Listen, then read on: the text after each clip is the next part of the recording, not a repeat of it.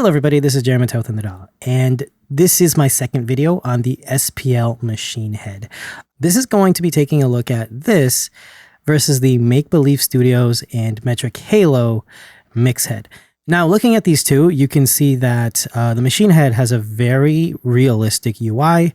I really like that about SPL, and I didn't mention this, but you can resize this up to 150 times.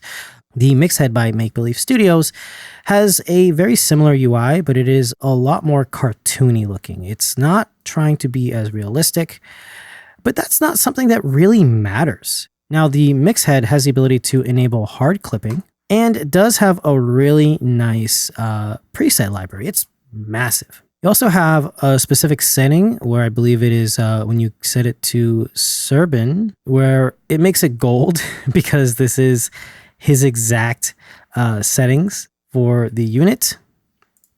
Well, that doesn't matter for us.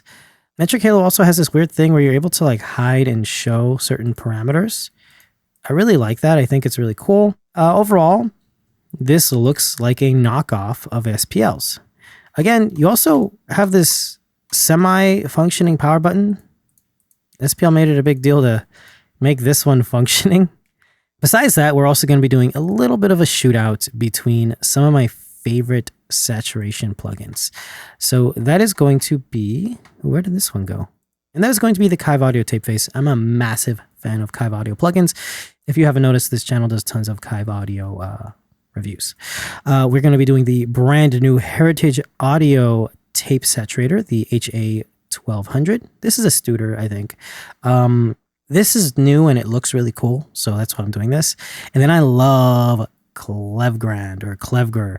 This is their DAW cassette. This is a cassette tape emulation, but it has so many cool features. You're able to do so much in this thing, and you're even able to like dial in how it's going to tilt to the tape head and stuff. It's super cool. For the main course, let's compare the Mixhead to the Machine Head. So we have the same drum loop, and what I'm going to do is bypass this. Let's listen to the loop, and then we'll turn on Mixhead, and we'll set up a setting, and we'll match it completely with Machine Head. Then we're going to switch to the ultimate mode of Machine Head and see how that differs and compare. So here we go.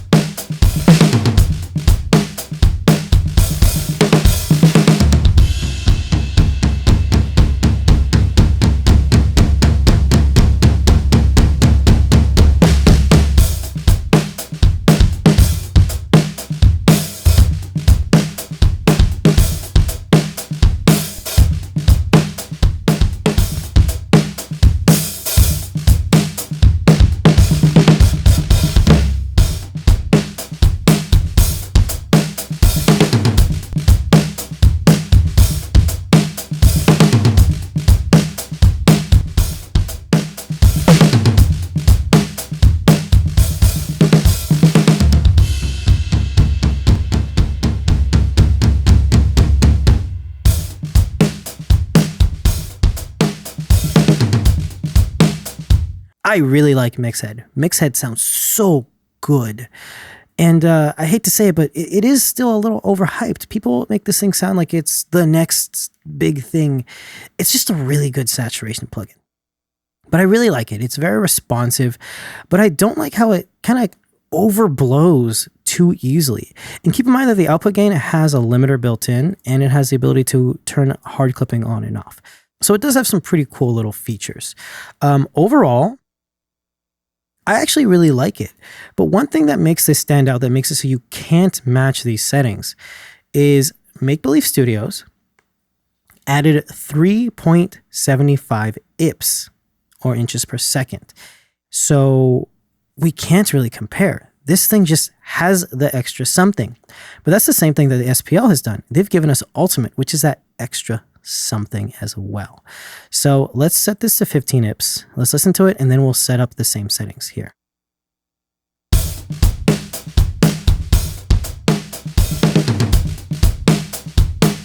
Still pretty good.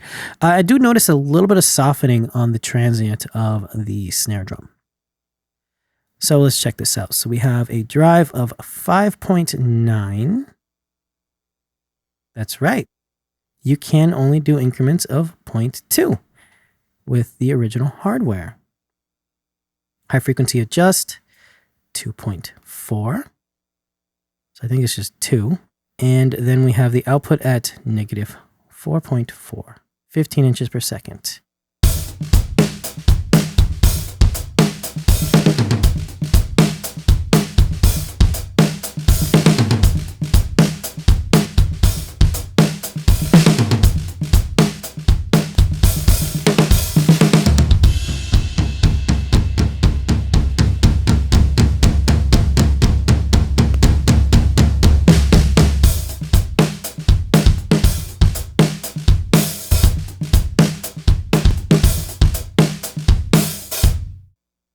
Very, very close. Now, this actually makes me want to take a look at the differences here.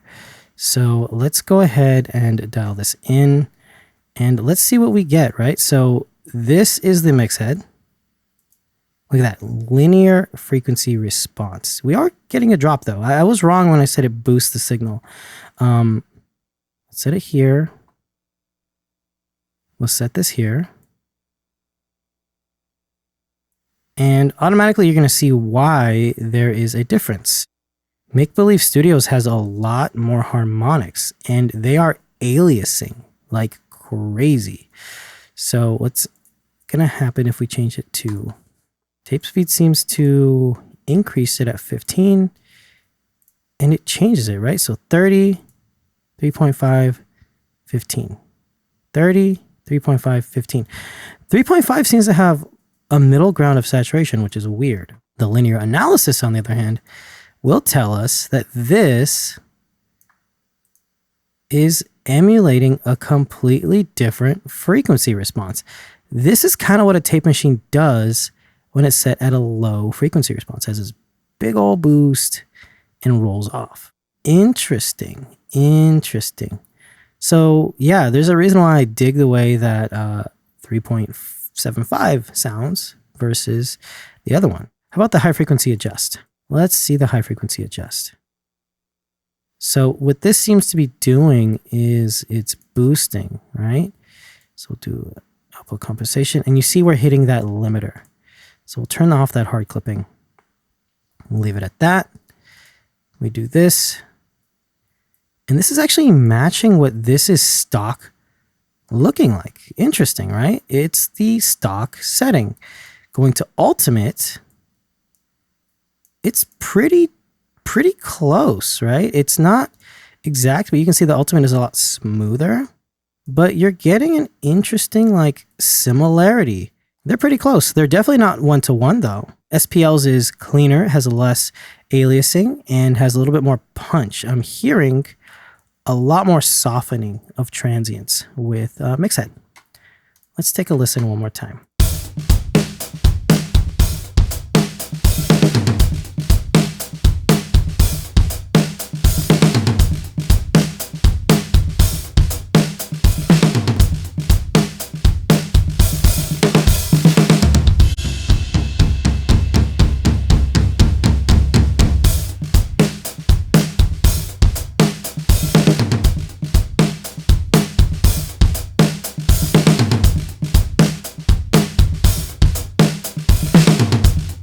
You just can't beat the ultimate mode. That snare thwack on ultimate mode, amazing. Okay, so now we're done. Personally, I think SPL Machine Head sounds better. Not in original mode though. I think it sounds better in ultimate mode. Original mode is a little bit better because there's less aliasing, but I'm not hating the aliasing. It sounds pretty cool. Ultimate mode just has that thwack. So I think the big thing is that SPL doesn't have my new favorite setting right here, right? So that's what's making it. Yeah.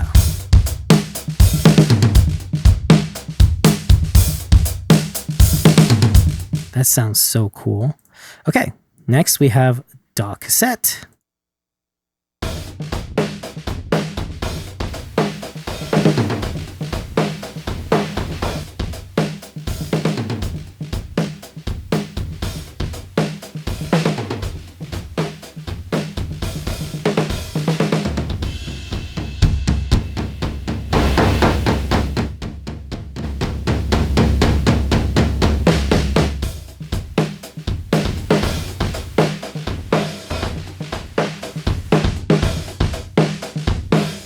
Sounds like a cassette tape. I dig it.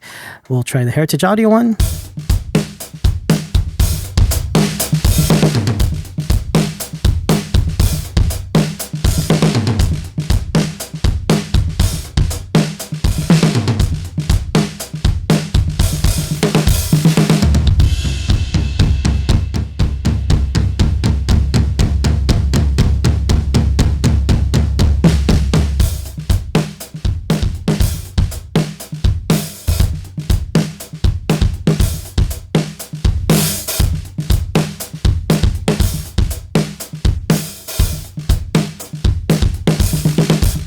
Heritage Audio is definitely the most neutral, but it's got a really nice saturation. It's got impact.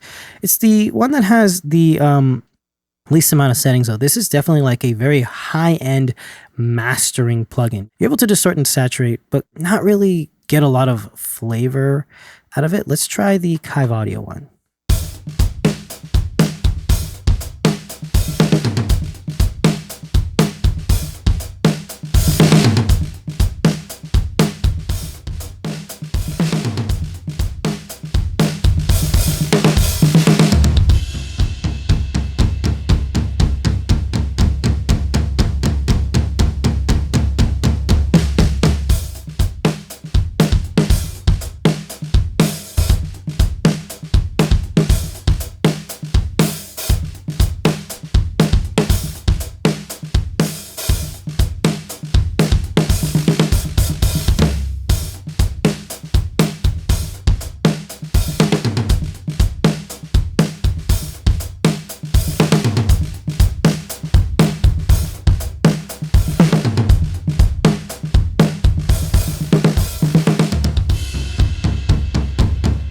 Kive Audio one definitely has the least, I guess the least realistic sound. It sounds really good. I like it. It's definitely something that I like to use on mixes in individual tracks. It's super lightweight. It adds coloration and saturation, but it's not as flexible as the other ones.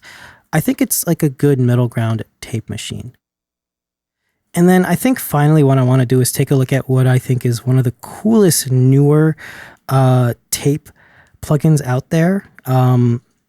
This is the Mixland 3348 tape. This is an emulation of a digital tape machine. So it has saturation, EQ, and emphasis controls. Let's try this out here.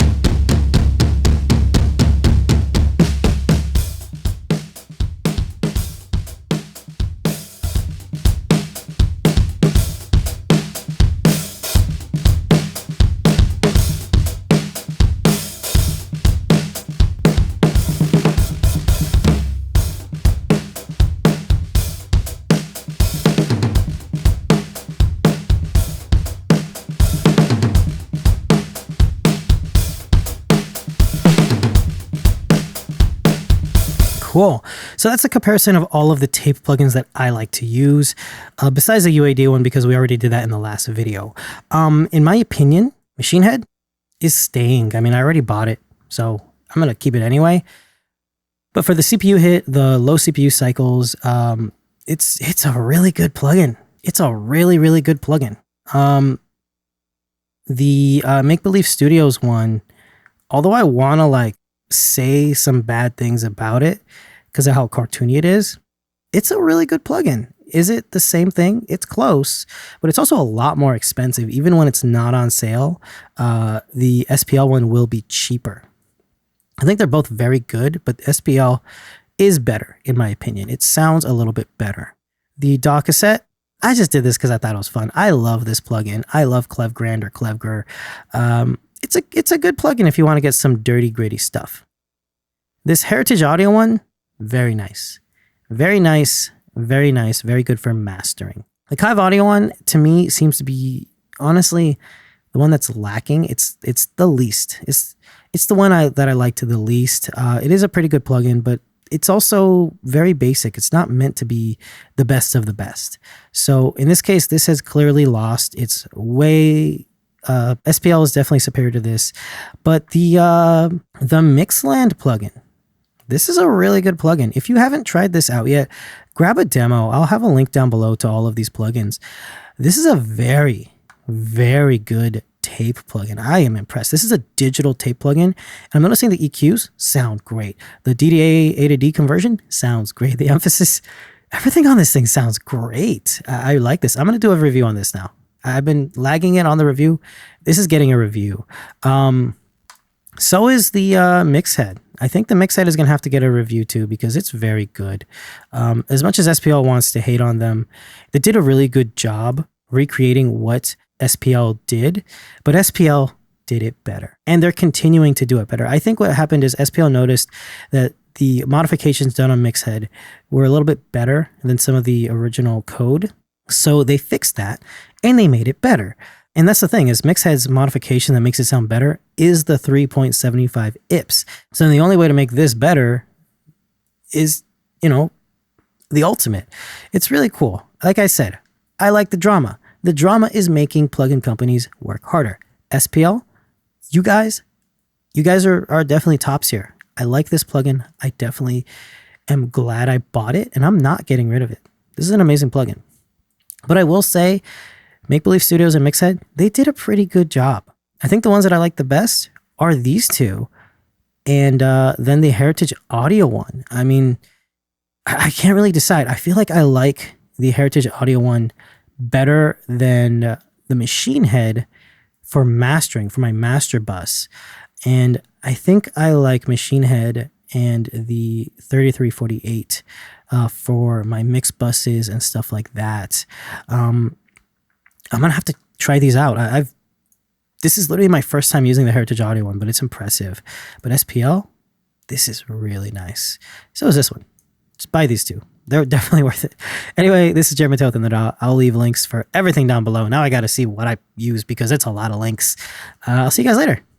Bye.